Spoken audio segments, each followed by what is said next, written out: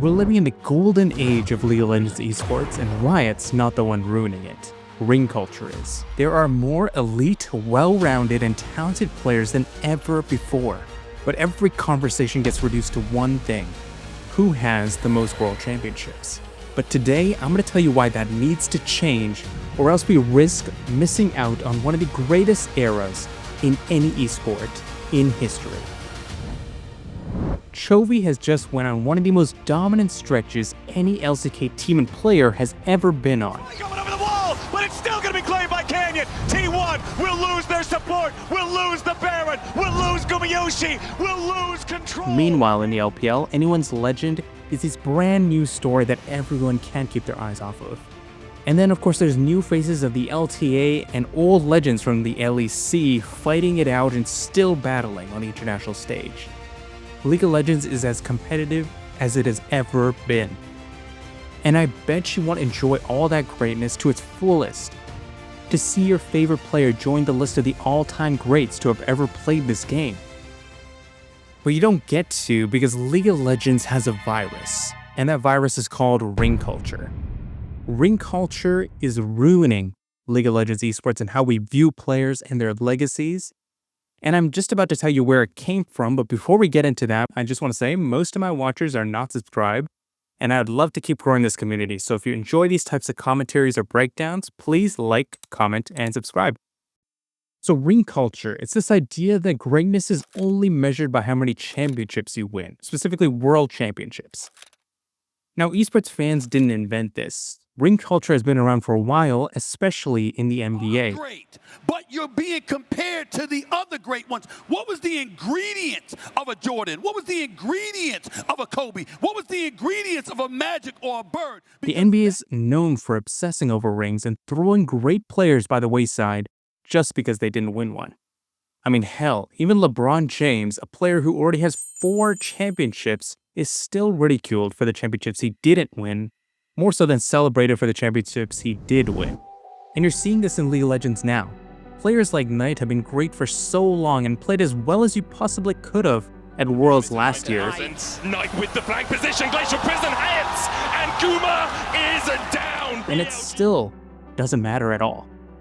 I mean, I'm sure many of you wanted to see him win, not even to see him celebrate and be happy, but just for the criticism to stop.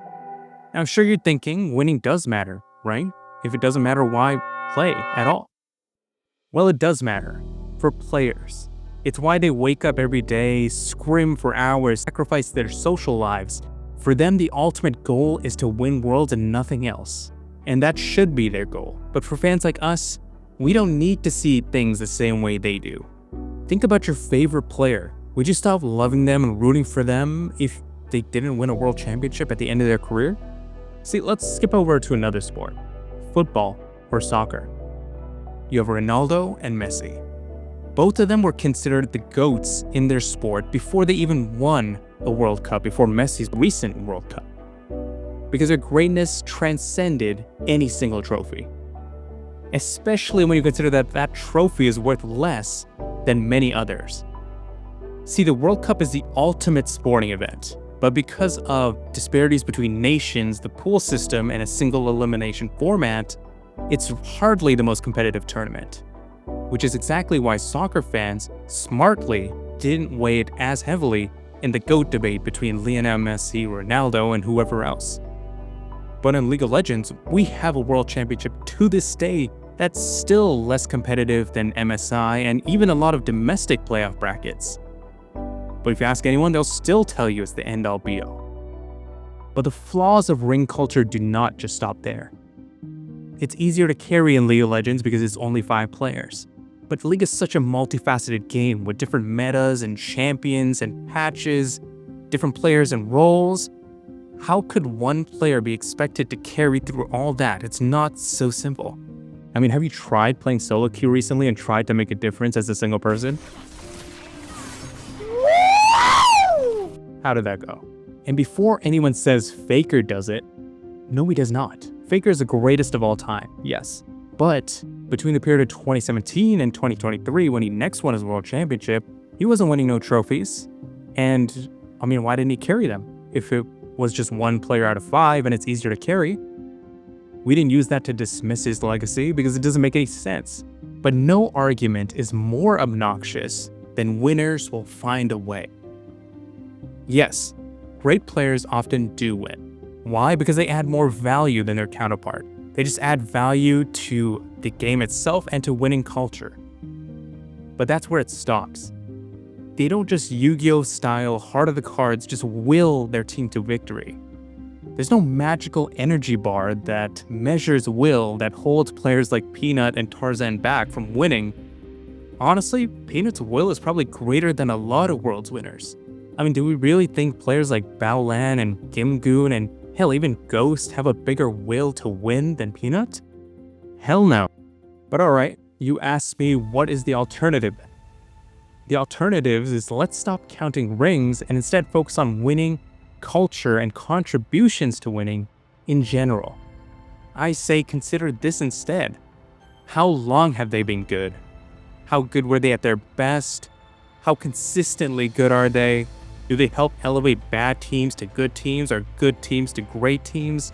And what are their statistics? Do they drop off or do they stay the same year after year after year? See, all of that is more important than a role player or a person riding the coattails of other great players winning a ring. I mean, a player like Caps, who has never won a world championship, played in a lesser region in EU, on Fnatic and G2 and carried them to back-to-back world championships, was part of the greatest EU team of all time. And he was the primary driving factor of the D2 esports legacy and dynasty to this day. And you're telling me he's less valuable to winning and he's less great than Bang because Bang won 2 world championships playing alongside Faker and a million other great players? No one's saying those rings don't count or people who win championships are terrible players. The point is, don't let bling blind you from other aspects of greatness. Here's the truth. We're in the new golden era of League of Legends esports. But if we only care about world championship titles, and we only want to dumb down and make conversations easy about player legacies, we're going to miss a lot of special players. And we're underappreciating what we're watching right now. So as esports fans, let's embrace and root for it and expect winning, but in a better way. Now, if you enjoy League of Legends commentary pieces like this, please like, share, and subscribe. And let me know in the comments what you think about my take. If you disagree, I'd love to hear your opinion on ring culture and how it's impacting League of Legends esports. Thank you, and I'll see you for the next one.